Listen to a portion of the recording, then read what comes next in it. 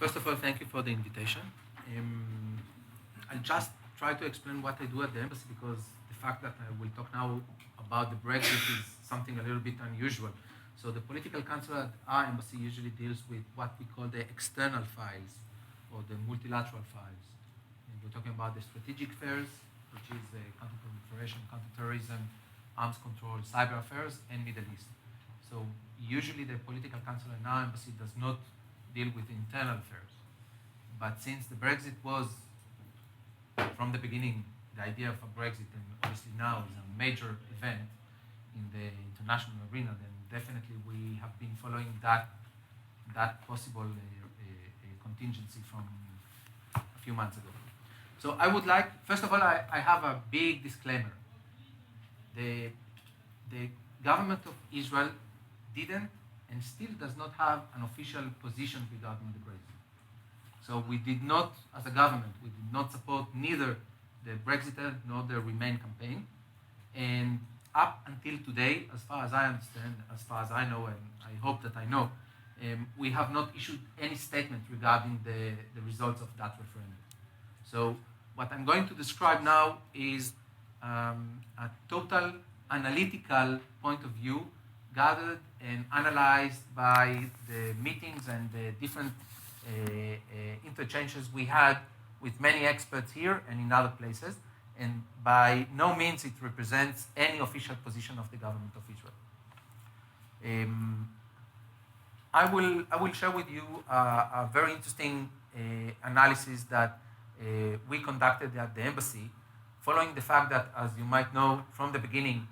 the same way as it happened with the referendum on the Scotland issue, the government of Her Majesty government did not prepare any contingency plans, and therefore there were not any geopolitical assessments regarding that possibility of a Brexit. And since we did not want to get to the point where we have no idea what could happen if we have executed a seminar, a workshop at our embassy, where we invited different stakeholders, which would be diplomat colleagues from other embassies that deal with the same issue or with the same portfolio, government officials that, because due to the PUDA, decided not to attend. Practically all the major think tanks were represented around the table, and around a big group of analysts from the private sector that follows the Middle East. So all in all, we were around 40 analysts, and these are the main or the key judgments of that workshop. And I think that following that workshop that took place a month and a half ago, obviously I shared those ideas with many stakeholders and many officials in the government here and other places outside the government. And I think that the feedback is that this is a very reliable and comprehensive assessment of the Brexit. So the idea was to try to understand how would a possible Brexit, what would be the implications of a possible Brexit on the Middle East. In order to do that, what we've done is we created a three-phase methodology where at the beginning we tried to isolate the immediate repercussions of a Brexit to the internal arena. In that sense, I think that you'll see that more or less you won't be surprised of the key judgments. I think that they match at least 90% what we're seeing, what we're observing in the last weeks. The second phase was to isolate and define several what we call generic variables. So variables that have nothing to do with the Middle East, but in a secondary phase or indirectly could have any some repercussions or some effect on the mega trends in the Middle East. So just to give you just to mention a few, it would be the EU as an organization, NATO, the Russian foreign policy, etc., and in a moment I'll go through them.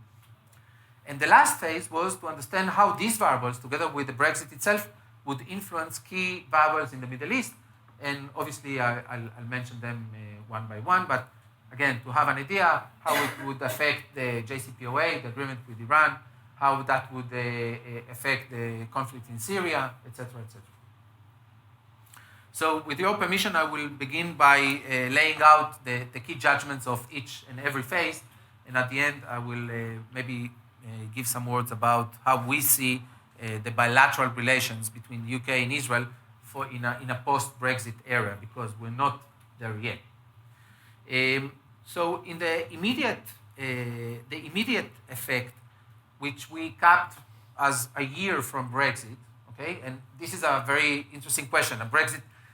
how do you find a year from Brexit? A year from the referendum, or a year from the ignition of Article 50? So I don't have a clear answer to that, but in a very vague way, a year from, I would say, the referendum, more or less. So the assessment was, and by the way, when I will express that, you'll understand that except, in other words, except the points that I will emphasize that there was a disagreement between the different experts, I think that all the key judgments, more or less, were consensual. So I'm talking about a very high level of validity in this analysis. By the way, this was the reason why we gathered so many experts, in order to have something valuable. So the assessment is that in a year from Brexit, all in all, we won't observe a significant shift or change in the British foreign policy, because probably the UK will continue to work hand by hand with the existing EU mechanisms. However, we will see probably a trial to enhance the bilateral relations that the UK holds with its key allies. And definitely in the European case, we're talking about Norway, Sweden, Denmark, and the Netherlands. These will be probably the key allies that the UK will want to emphasize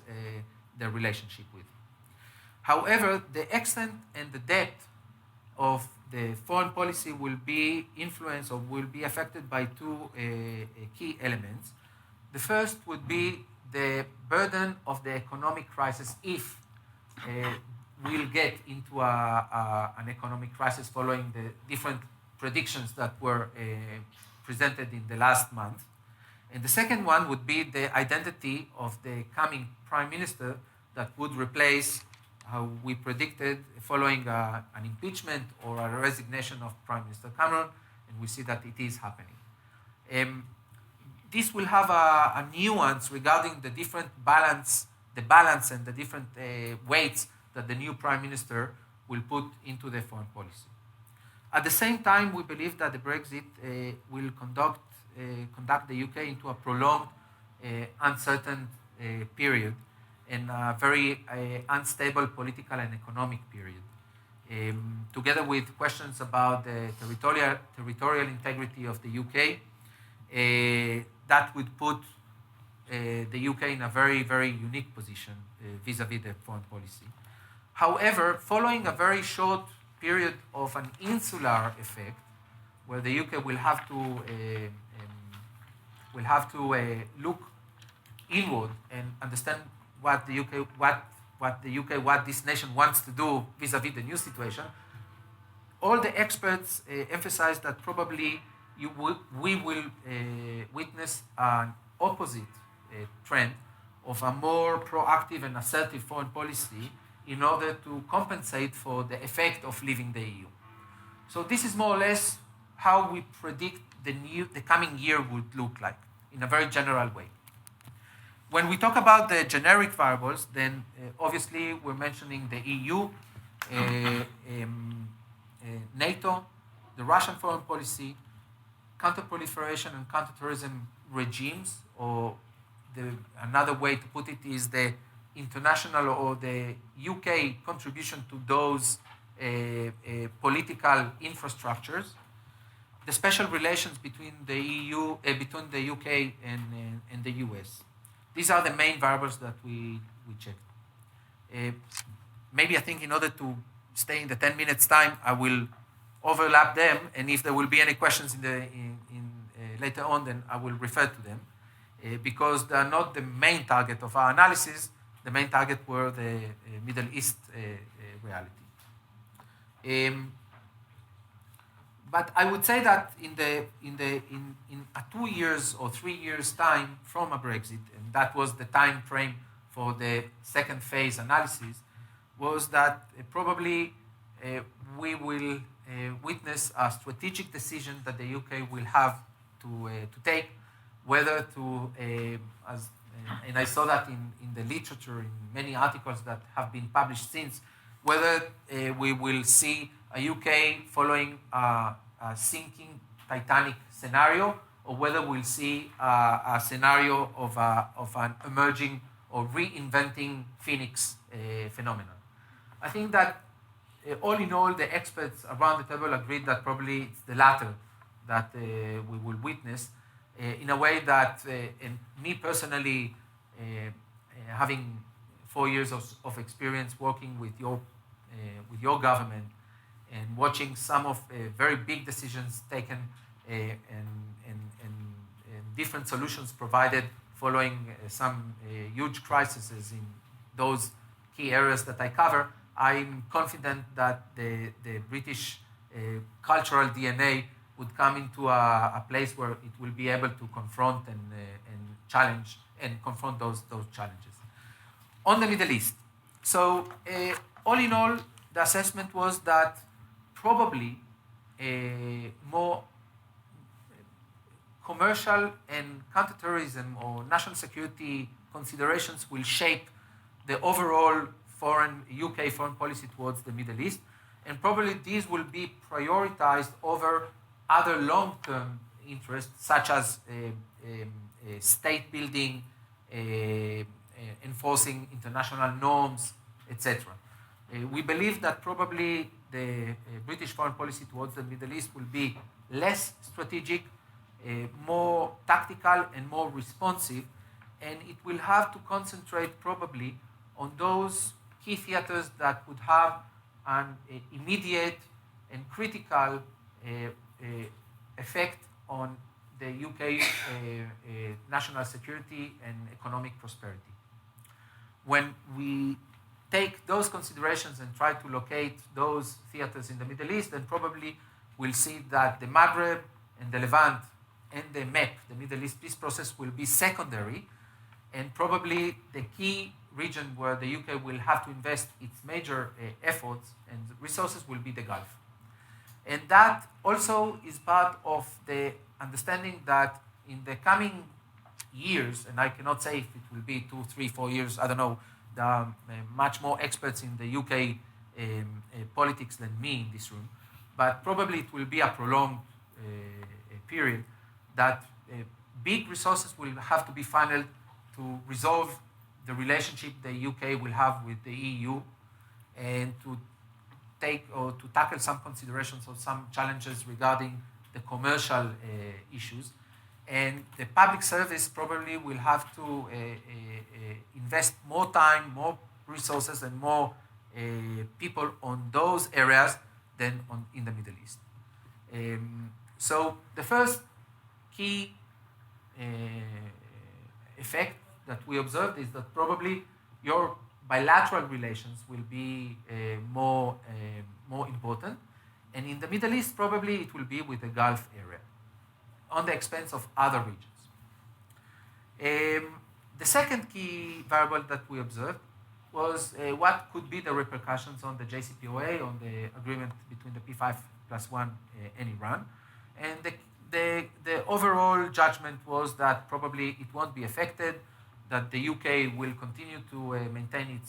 its commitments as part of this diplomatic architecture. However, there are some questions regarding what would be the UK weight or position within the P5+1, because probably I didn't touch what would happen inside Europe, but one of the questions is what would be the new balance between the member states inside the EU.